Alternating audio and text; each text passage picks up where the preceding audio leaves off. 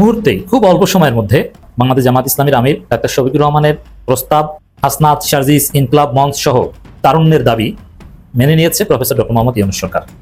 ইউনূস সরকার এই দিক থেকে ধন্যবাদের যোগ্য, কারণ খুব অল্প সময়ের মধ্যে রেসপন্স। আমি আগেই বলেছি এটা খুব সহজেই সরকার মেনে নেবে, বাধ্য হবে।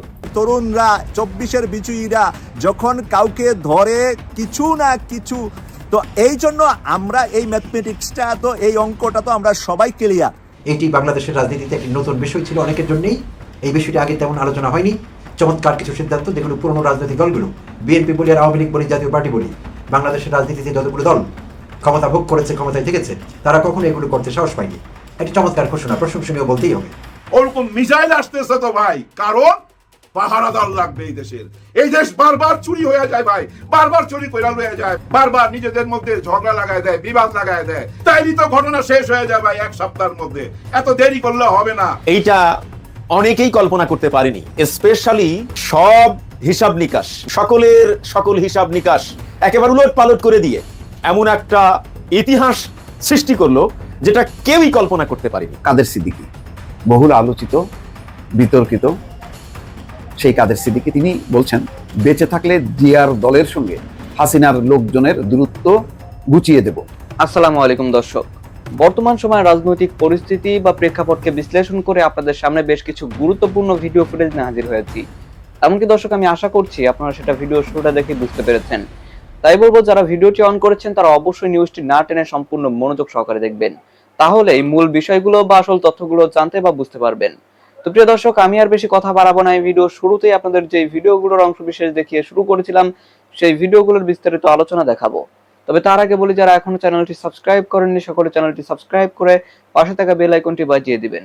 আর যারা ইতিমধ্যেই সাবস্ক্রাইব করে গেছেন তাদের সকলকে অসংখ্য ধন্যবাদ। তো চলুন একটি লাইক দিয়ে আমরা ধারাবাহিকভাবে সবগুলো ভিডিওর বিস্তারিত আলোচনা দেখে আসি। মুহূর্তেই খুব অল্প সময়ের মধ্যে আমিরে জামাত, বাংলাদেশ জামাত ইসলামীর আমির ডাক্তার শফিকুর রহমানের প্রস্তাব বা দাবি, হাসনাত, শারজিস, ইনকলাব মঞ্চ সহ তারুণ্যের দাবি মেনে নিয়েছে প্রফেসর ডক্টর মোহাম্মদ ইউনূস সরকার। ইউনূস সরকার এই দিক থেকে ধন্যবাদের যোগ্য, কারণ খুব অল্প সময়ের মধ্যে রেসপন্স। আমি আগেই বলেছি এটা খুব সহজেই সরকার মেনে নেবে, বাধ্য হবে। দর্শক, আপনারা জানেন 8 আগস্ট নতুন বাংলাদেশ দিবস ঘোষণা করেছিল। আমি বলেছিলাম 8 আগস্ট আসিফ নজরুলের বাপের শ্রাদ্ধের দিন, ফৈত্য খাওয়ানোর দিন। তা 8 আগস্ট কি ঘটেছে? 8 আগস্ট তো বিপ্লব ব্যাহত হয়েছে। হাসিনার চুপ্পুর হাতে শপথ নিয়ে 5 আগস্টে অপমান করা হয়েছে। হাসিনার চুপ্পুর হাতে শপথ নেয় মানে হাসিনা যাকে তৈরি করে দিয়ে গেছে তার হাতে শপথ নিচ্ছে প্রফেসর ইউনূসরা। এটা কলঙ্কজনক, লজ্জাজনক। 8 আগস্ট ঘটেছে এটা, ওটা নতুন বাংলাদেশ? নেভার। হাসনাত, শারজিসটা বলেছে ওটা বিপ্লব বেহাত দিবস। ইনকিলাব মঞ্চের আমার বন্ধুবার শরীফ ওসমান হাদি ঘোষণা দিয়েছে যে যদি 8 আগস্ট নতুন বাংলাদেশ দিবস পালন করা হয় তাহলে আমরা 8 আগস্ট বিপ্লব বেহাত দিবস পালন করব। এবং 16 জুলাই শুধু আবু সাইদ দিবস না, শহীদ দিবস। শুধু আবু সাইদ না, আমাদের শাহাদাতের প্রতীক, শাহাদাতের নজরানা শুরু হয়েছিল 16 জুলাই। অতএব শহীদ দিবস ঘোষণা করতে হবে। এরা সংবাদ সম্মেলন করেছে, ফেসবুক পোস্ট দিয়েছে সরকারের এই সিদ্ধান্তের বিরুদ্ধে। আমিরে জামাত ডাক্তার শফিকুর রহমান দুইবার ওদের পাশে দাঁড়িয়েছে ফেসবুক পোস্টে একটা আলোচনায়, যে না 8 আগস্ট নয় 5 আগস্টই হতে হবে নতুন বাংলাদেশ দিবস, 8 আগস্ট কোনো দিবস নয়। সরকার মুহূর্তের মধ্যে নড়েচড়ে বসেছে। আমিরে জামাত ফেসবুক পোস্ট দেওয়ার 24 ঘন্টার আগেই ঘটনা ঘটে গেছে, মানে সরকার তাদের সিদ্ধান্ত থেকে ফিরে এসেছে। এই জন্য ডক্টর ইউনূস সরকারকে আমরা ধন্যবাদ জানাই। 8 আগস্ট নতুন বাংলাদেশ দিবস বাতিল করলো সরকার, এটা হচ্ছে খবর। ধন্যবাদ, বাতিল করতে হবে। হাসনাত, শারজিস, আমিরে জামাতরা বললে বাতিল না করে কোনো উপায় নেই। ঠিক তদ্রুপ হাসনাত, শারজিস, আমিরে জামাত, আরো ইনকিলাব মঞ্চ, আরো সবাই মিলে, ইসলামী আন্দোলন বাংলাদেশ সবাই মিলে পিআর সিস্টেমের দাবি করলে, জাতীয় নির্বাচন আগে স্থানীয় সরকার নির্বাচনের দাবি করলে, বিচারের দাবি করলে, সংস্কারের দাবি করলে, এটাও মানতে হবে। শায়েখে চরমনের কথার সাথে আমি একমত। যদি কেউ মুনাফিকি না করে, কেউ যদি বিএনপি বা সরকারের দালালি না করে, সরকার বাধ্য হবে। ইসলামপন্থীরা জিতবে। বিশেষ করে এই পিআর সিস্টেমের দাবি আদায় করা সম্ভব হবে যদি কেউ মুনাফিকি না করে, কারণ সমগ্র জাতি ঐক্যবদ্ধ। তো এটা সমাধানের রাস্তা একটাই, যেহেতু বিএনপি বড় দল, ঠিক আছে, গণভোট দেখ, জনগণ চাইলে তখন তো আর জনগণের চাওয়ার উপর তো আর কোনো গণতন্ত্র নেই। বিএনপি তো জনগণের অধিকাংশ জনগণের চাইতে বড় না। 8 আগস্ট কোনো বিশেষ দিবস উদযাপন হবে না, একদম ঠিক আছে। 8 আগস্ট কিচ্ছু না, 8 আগস্ট লজ্জা পাই আমরা। কারণ কি? 8 আগস্ট চুপ্পুর হাতে শপথ নেওয়ার দিন। 8 আগস্ট যদি শহীদ মিনারে শহীদ পরিবারের হাতে শপথ নেওয়া হতো, আমরা 8 আগস্ট নিয়ে প্রাউড ফিল করতাম, কিন্তু সেটা হয়নি। বিপ্লব ব্যাহত হয়েছে। যদি আমরা বিপ্লব ব্যাহত দিবস পালন করবো না, তো সরকারকে ধন্যবাদ। 8 আগস্ট কোনো বিশেষ দিবস উদযাপন হবে। তাহলে এই শরীফ ওসমান হাদিরা, হাসনাত, শারজিসরা আঙ্গুল বাঁকা করলে, ডাক্তার শফিকুর রহমানরা আঙ্গুল বাঁকা করলে যে ঘি ওঠে, দ্যাট ইজ প্রুভড। 8 আগস্ট নতুন বাংলাদেশ দিবস পালনের সিদ্ধান্ত থেকে সরে এসেছে সরকার। এছাড়া 5 আগস্ট জুলাই গণঅভ্যুত্থান দিবস এবং 16 জুলাইকে জুলাই শহীদ দিবস হিসেবে ঘোষণা করা হয়েছে। উপদেষ্টা পরিষদের বৈঠকে সিদ্ধান্ত নেওয়া হয়, গুড। কিন্তু এখানে একটা প্রশ্ন আমার এখানেও থাকে, সেটা হচ্ছে যে 5 আগস্টকে জুলাই গণঅভ্যুত্থান দিবস, প্রফেসর ইউনূস নিজেই বিপ্লব বলতেন প্রথম দিকে, পরে অবশ্য বিপ্লব বলা থেকে তিনি ফিরে এসেছেন। কিন্তু আমরা 5 আগস্টে বিপ্লব বলতে চাই, জুলাই বিপ্লব দিবস বলতে পারেন। আর কিন্তু গণঅভ্যুত্থানে যেতে বড় কিছু 5 আগস্ট। তো এই জন্য এই গণঅভ্যুত্থান বিপ্লবের বিতর্ক এড়াতে নতুন বাংলাদেশ দিবস বললেই হতো। 8 আগস্টকে নতুন বাংলাদেশ নাম দিয়েছেন, তাহলে 5 আগস্টে ওটা দেন নাই কেন? মানে একদম পুরোপুরি ভালো পারফেক্ট কিছু করতে পারেন না।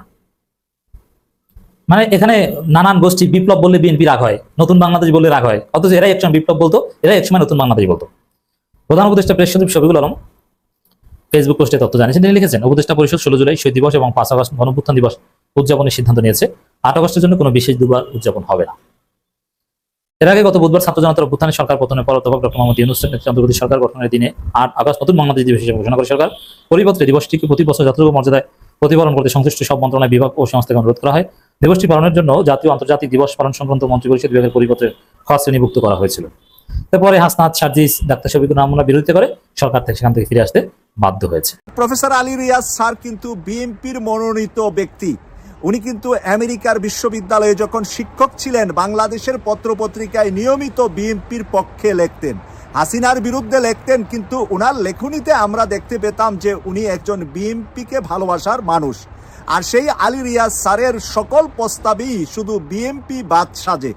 সেই আলী রিয়াজ স্যারের প্রস্তাবে বিএনপি ছাড়া বাকি মেজর সকল দলই আসছে। আর বিএনপির সাথে রাম বাম নেওয়া 2-1টি দল ছাড়া ওই যে 12টি দলের কথা বলে, প্রিয় দর্শক, আমি 12 দলের ভিতরে 2-1টা দলেরও প্রধানের নাম বলতে পারবো না বিএনপির সাথে কোন 12 দল আছে। আপনারা হয়তো বা জানেন, আপনারা যারা বাংলাদেশে থাকেন ওই 12 দলের নাম যারা জানেন লিস্টটা একটু লিখে দিবেন এই কমেন্টস করে। আমার অনুরোধ থাকবে আপনার কমেন্টসটা পড়ে আপনাকে আমি ধন্যবাদ লিখবো, কারণ ওই 12 দল কি তুলা রাশি দিয়া বাইর করতে হবে তাদের অফিস, সেটা আমার জানা নাই। ওই 12 দল আর বিএনপি ছাড়া বাকি সকল দলই চাচ্ছে যে 2 কক্ষ বিশিষ্ট সংসদ থাকবে, 300 আসনের এমপি থাকবে, আর উচ্চ কক্ষের জন্য 100 আসন থাকবে। যেরকম আমেরিকার সিনেটের পাশ করা বিল ছাড়া ডোনাল্ড ট্রাম্প কোনো কাজ করতে পারেন না। ডোনাল্ড ট্রাম্প ডোনাল্ড ট্রাম্পের অনেক সিদ্ধান্তের বিরোধিতা করার কারণে, কংগ্রেস বিরোধিতা করার কারণে ডোনাল্ড ট্রাম্প তা করতে পারেন না। বাংলাদেশে স্বৈরাচার শেখ হাসিনার যেরকম সাংবাদিকরা গিয়ে শাড়ির প্রশংসা করতেন, রাষ্ট্রের কি ক্ষতি হচ্ছে, রাষ্ট্রে কে খুন হচ্ছে, গুম হচ্ছে, কোন মায়ের সন্তান রাস্তায় হারিয়ে যাচ্ছে, এই বিষয়ে কথা না বলে তারা গিয়ে শাড়ির আঁচল নিয়ে, শাড়ির কালার নিয়ে প্রশংসা করতেন। ওইরকম প্রশংসা করা পছন্দ যদি বিএনপির এখন থেকে যা, আজকের এই তরুণ তরুণীরা কিন্তু সেটা গ্রহণ করছে না। আর সেটা বোঝাটা আমার মনে হয় জনাব তারেক রহমান সাহেবের খুবই জরুরি। কিন্তু আজকে যখন ডক্টর মোহাম্মদ ইউনূস স্যারের যেই কমিশনের চেয়ারম্যান হলেন ডক্টর মোহাম্মদ ইউনূস, সেই কমিশনে প্রায় বৈঠকই ডক্টর মোহাম্মদ ইউনূস স্যার উদ্বোধনী বৈঠকে থাকেন। এরপরে বাকি বৈঠকটি Ali Riaz sir co chairman হিসাবে এবং ওনার সাথে যারা আরও কমিশনার আছেন তারা বাংলাদেশের প্রত্যেকটি রাজনৈতিক দলের সাথে দীর্ঘ ঘন্টায় ধরে বৈঠক করেন। কিন্তু এন্ড অফ দ্য টাইমে বিএনপি শুধুমাত্র তাদের নিজেদের কথা, নিজেদের স্বার্থের কথাটাই বলে যান, পূর্বের সকল রীতিনীতির কথাই তারা বলে যান। সর্বশেষ তারা কখনো সিদ্ধান্ত দেন না যে আমরা এটা মেনে নিয়েছি। এই যে মেনে না নেওয়ার একটা রেওয়াজ চালু করেছে বিএনপি, এবং ঢাকা মহানগর দক্ষিণের মেয়র সাদেক হোসেন খুকার ছেলে ইশরাক হোসেন যে জোর করে মেয়র হয়েছিলেন বা মেয়রের চেয়ারে বসেছিলেন, নিজের নামের সাথে মেয়র লিখেছিলেন, এটা কি কন্টিনিউ করতে পেরেছেন ইশরাক হোসেন? এটা কি হয়েছেন ইশরাক হোসেন, নাকি বিএনপি সহ ইশরাক হোসেন এখান থেকে পিছিয়ে চলে এসেছেন? এখন তো আর ইশরাক হোসেন আন্দোলন সংগ্রামের কথা বলছেন না। প্রিয় দর্শক, এইভাবে কি বিএনপির পরাজয় না? ইশরাকের এমন শক্ত কথা কেনই বা ডক্টর মোহাম্মদ ইউনূসের বিরুদ্ধে অবস্থান নেওয়া দরকার ছিল, কেনই বা আবার সেটা আদায় করতে পারলেন না? দুনো পক্ষের দোষ নিয়ে কথা বললে কথা আমরা শেষ করতে পারবো না, কিন্তু আদায় তো হলো না। তাহলে সরকার যা সিদ্ধান্ত নেয় তা বিএনপি না বললেও হা হয়ে যা। এখন বিএনপি যদি এই সংস্কারের সকল কিছু মেনে না নেয়, লসটা কার হবে, লাভটা কোন ঘরে যাবে? জনগণ তো জানতেছে। আমি আপনি কথা বলি আর না বলি, আজকের মিডিয়াগুলা সবগুলা তো আর বসে থাকবে না। এই কথাটা বারবার সালাউদ্দিন আহমেদ কেন বারবার সালাউদ্দিন আহমেদ মিডিয়াতে এসে একটা কথা বলার পর সাথে এটা মানি না, মানব না, বিএনপি করবে না, বিএনপি এটা মেনে নেবে না, বিএনপির পক্ষে এটা হবে না। বিএনপি আবারও নির্বাচন নিয়ে সমস্যা দেখছে, নির্বাচন পিছিয়ে যেতে পারে কিংবা নির্বাচন বন্ধ হয়ে যেতে পারে, কারণ বিভিন্ন দল তাদের দাবি দেওয়া নিয়ে এসছে। সো বিএনপি সেগুলোকে অন্য দলগুলোর ইন্ডিভিজুয়াল দাবি দেওয়াগুলোকে অন্যভাবে দেখছে, নির্বাচন পেছাবার কিংবা বন্ধ করবার ষড়যন্ত্র হিসেবে দেখছে। আর শেখ হাসিনার আওয়ামী লীগ পতিত, এখন তাদের নিয়ে কোনো প্রশ্ন নেই, আলোচনায় তারা থাকছে না, অপাংতে অনেকটা। এনসিপি নতুন গঠিত ছাত্রদের সে জাতীয় নাগরিক পার্টি এক এক করে চমক দিয়ে যাচ্ছে। অতি সম্প্রতি তারা ক্রাউড ফান্ডিং ঘোষণা করেছে। এটি বাংলাদেশের রাজনীতিতে একটি নতুন বিষয় ছিল অনেকের জন্যই, এই বিষয়টি আগে তেমন আলোচনা হয়নি। ক্রাউড ফান্ডিং, তারপর তারা গঠনতন্ত্রের ঘোষণা দিয়েছে, সেখানে বেশ কিছু গণতান্ত্রিক সিদ্ধান্তের কথা আমরা জেনেছি, চমৎকার কিছু সিদ্ধান্ত যেগুলো পুরনো রাজনৈতিক দলগুলো, বিএনপি বলি আর আওয়ামী লীগ বলি, জাতীয় পার্টি বলি, বাংলাদেশের রাজনীতিতে যতগুলো দল ক্ষমতা ভোগ করেছে, ক্ষমতায় থেকেছে, তারা কখনো এগুলো করতে সাহস পায়নি। যে 2 টার্মের বেশি দলের কেউ সভাপতি কিংবা সাধারণ সম্পাদক থাকতে পারবে না। এই গঠনতন্ত্রে এই বিষয়গুলো অন্তর্ভুক্ত করেছে এনসিপি। যাদের নিয়ে মুরব্বীরা অনেক হাসি ঠাট্টা করছিলেন, তাদের দেখা যাচ্ছে না, তাদের অস্তিত্ব নেই, তারা 6 জন, তারা 9 জন, বাট না, তারা সংখ্যায় ভারী হয়ে উঠছে। শুধু তাই না, তাদের কর্মকাণ্ড আরো মেচিউর হয়ে উঠছে আগের চাইতে, প্রত্যেকটি পদক্ষেপে মেচিউরিটি দেখতে পাচ্ছি আমরা। তো আজ রোববার রাজধানীর বাংলা মোটরে তাদের যে অস্থায়ী কার্যালয় আছে, অস্থায়ী অফিস, সেখান থেকে এনসিপি একটি ঘোষণা দিয়েছে। একটি চমৎকার ঘোষণা, প্রশংসনীয় বলতেই হবে। তো সেই ঘোষণাটি দিয়েছেন দলের পক্ষে জনাব নাহিদ ইসলাম। আর সেই ঘোষণাটি হলো দেশ গড়ায় জুলাই পদযাত্রা, দেশ গড়তে জুলাই পদযাত্রা, এই নামে তারা একটি ঘোষণা দিয়েছে। আর সেই ঘোষণার কার্যক্রমটি হবে পুরো জুলাই মাস ব্যাপী চলবে। 1 জুলাই থেকে 30 জুলাই তারা সারা দেশ চষে বেড়াবে। দলীয়ভাবে নেতাকর্মীরা মিলে 64 জেলায় তারা পদযাত্রা করবে। শুধু পদযাত্রাই না, তারা শহীদ পরিবারগুলোর কাছে যাবে। যেসব পরিবারগুলোতে শহীদ আছেন, নির্যাতিতরা আছেন, আহতরা আছেন, সেই সব পরিবারগুলোর কাছে তারা যাবেন এবং তাদের কথা শুনবেন। চমৎকার, আমার কাছে চমৎকার লেগেছে, আমি খুব আবেগাপ্লুত হয়েছি খবরটি পড়ে। তো তারা ঘরে ঘরে যাবেন যেখানে শহীদ কিংবা আহত পরিবার আছে, পরিবারের সদস্যরা জুলাই অভ্যুত্থানে অংশগ্রহণ করে আহত হয়েছেন, শহীদ হয়েছেন, সেই সব পরিবারগুলোতে তারা যাবেন এবং তাদের কথা শুনবেন, তাদের আকাঙ্ক্ষার কথা শুনবেন। জুলাই অভ্যুত্থানকে ঘিরে নতুন বাংলাদেশের স্বপ্ন তারা কিভাবে দেখছে, সেই বিষয়গুলো সম্পর্কে জানতে চাইবেন। তাদের দুঃখ কষ্ট, পাওয়া না পাওয়া, চাওয়া, আকাঙ্ক্ষা, এইসবের কথা তারা জানতে চাইবেন। চমৎকার একটা উদ্যোগ বলতেই হবে। আর এই উদ্যোগটি শুরু হবে 1 জুলাই থেকে শহীদ আবু সাঈদের কবর জিয়ারত করবার মধ্য দিয়ে, আর পুরো মাসব্যাপী চলবে। তো বলা হয়েছে সেখানে তাদের ঘোষণায় তারা যা যা বলেছেন, 16 জুলাই বৈষম্য বিরোধী শহীদ দিবস পালন করবেন তারা। 16 জুলাই আবু সাঈদ নিহত হয়েছিলেন, সেই দিবসটিতে তারা বৈষম্য বিরোধী শহীদ দিবস হিসাবে পালন করবেন। 3 আগস্ট শহীদ মিনারে ছাত্র জনতার পক্ষ থেকে জুলাই ঘোষণাপত্র ও ইশতেহার পাঠ করবেন। 3 জুলাই জুলাই ঘোষণাপত্র, যেটি সরকারের করবার কথা ছিল, সরকার অন্তত 2 দফা পিছিয়েছে, তারা সময় মতো সেটি করতে পারেনি। কারণ সরকারের এটি করতে পারবার জন্য আসলে কিছু প্রিরিকুইজিট ছিল, প্রিকন্ডিশনস ছিল, সেগুলো ফুলফিল হয়নি। কারণ রাজনৈতিক দলগুলোর সঙ্গে কিছু বিষয় ঐকমত্যে আসলে সেই ঐকমত্যের বিষয়গুলো কিন্তু জুলাই ঘোষণাপত্রে প্রতিফলিত হবার কথা ছিল। তো যেহেতু সরকার এটি করতে পারেনি, ঐকমত্য কমিশন সব রাজনৈতিক দলগুলোকে ঐকমত্যে আনতে পারেনি, তাই তারা জুলাই ঘোষণাপত্র চূড়ান্ত করতে পারেনি। তো এনসিপি এখন তারা বলছে যে তারা সরকারের জন্য অপেক্ষা করবে না, কারণ সরকার তাদের প্রতিশ্রুতি রক্ষা করতে ব্যর্থ হয়েছে। তাই তারা ছাত্র জনতাকে সঙ্গে নিয়ে জন আকাঙ্ক্ষার প্রতিফলন ঘটে এমনভাবে জুলাই ঘোষণাপত্র তারা পাঠ করবে 3 আগস্ট। আর সেটি এই জন্য করবে কারণ গত 2024-এর 3 আগস্ট, প্রিয় দর্শক আপনাদের নিশ্চয়ই মনে আছে, প্রথমবার নাহিদ ইসলাম ঘোষণা করেছিলেন জাতীয় প্রেস ক্লাব থেকে 1 দফা, হাসিনা তুই কবে যাবি, সেই 1 দফা। তো সেই জন্য তারা 3 আগস্ট দিনটাকে বেছে নিয়েছে, সেই দিন তারা জুলাই ঘোষণাপত্র পাঠ করবে। তো তাদেরকে যখন প্রশ্ন করা হয়েছিল যে তাদের এই একক সিদ্ধান্ত সরকারি সিদ্ধান্তের বিরোধিতায় যাচ্ছে কিনা, কিংবা সরকারি সিদ্ধান্তের সঙ্গে বিরোধী হচ্ছে কিনা, কন্ট্রাডিক্ট করবে কিনা, তো তারা তখন বলেছে যে হ্যাঁ, আমরা অপেক্ষা করেছি সরকারের জন্য, সরকার সেটি সময় মতো করতে পারেনি, তাই আমরা এটি করবো, আমরা সরকারের জন্য বা কোনো মহলের জন্য অপেক্ষা করবো না, আমরা নিজেরাই কাজটি করব। তো নাহিদ ইসলাম এটি যদিও যোগ করেছেন যে আগস্ট মাস পর্যন্ত সরকার হয়তো সময় পাচ্ছে, যদি সরকার এর মধ্যে করে ফেলেছে ভালো, যদি না হয় তাহলে তারা নিজে থেকে সেই ঘোষণাপত্র পাঠ করবে। এর বাইরে তারা আরো যা যা করবেন, ছাত্র জনতার মুক্তি দিবস উদযাপনের বিষয়ে নাহিদ ইসলাম বলেন, আমরা 5 আগস্ট ছাত্র জনতার মুক্তি দিবস উদযাপন করব। এদিন শেখ হাসিনা পালানোর মাধ্যমে গণ অভ্যুত্থান প্রাথমিক বিজয় অর্জন করেছিল। বাংলাদেশের মানুষ নতুন করে স্বাধীনতা ও মুক্তি লাভ করেছিল। ফলে সেই মুক্তি উদযাপনে আমরা মুক্তি দিবস উদযাপন করব। তো এটি একটি চমৎকার বিষয় বলতেই হবে। এবং তাদেরকে এটিও জিজ্ঞেস করা হয়েছিল, তারা যখন পদযাত্রা করবেন তারা কোনো নিরাপত্তার সিকিউরিটি থ্রেট ফিল করছেন কিনা। তো সেখানে এই প্রশ্নের উত্তর দিয়েছেন হাসনাত আব্দুল্লাহ। তিনি বলেছেন এই ধরনের কিছু হলে তাদের প্রস্তুতি আছে। বৈষম্য বিরোধী ছাত্র আন্দোলনের নেতৃবৃন্দ সেটা মোকাবেলা করবেন, সেই সক্ষমতা তারা রাখেন এবং তাদের প্রস্তুতি আছে। তো বোঝা গেল যে তারা সব দিক ভেবে চিনতে এই সিদ্ধান্ত নিয়েছেন এবং কি কি অডস তাদের মোকাবেলা করতে হতে পারে, প্রতিকূল অবস্থা, সেইটিও কিন্তু তারা ভেবে রেখেছেন। তো চমৎকার, উদ্দীপ্ত হওয়ার মতো, উজ্জীবিত হওয়ার মতো ছাত্র জনতার জন্য একটি ঘোষণা এবং নিঃসন্দেহে একটি প্রশংসনীয় পদক্ষেপ বলতেই হবে। একটা শিরোনাম দেখে দর্শক কিছু কথা বলার মানে লোভটা সম্বরণ করতে পারলাম না। কথাটা হলো এটি আমার কথা না, সেটি হচ্ছে কাদের সিদ্দিকী, বহুল আলোচিত বিতর্কিত সেই কাদের সিদ্দিকী। তিনি বলছেন, তাকে কোট করে আমাদের সময় একটি নিউজ করেছে, তার শিরোনাম হচ্ছে বেঁচে থাকলে জিয়ার দলের সঙ্গে হাসিনার লোকজনের দূরত্ব গুছিয়ে দেব।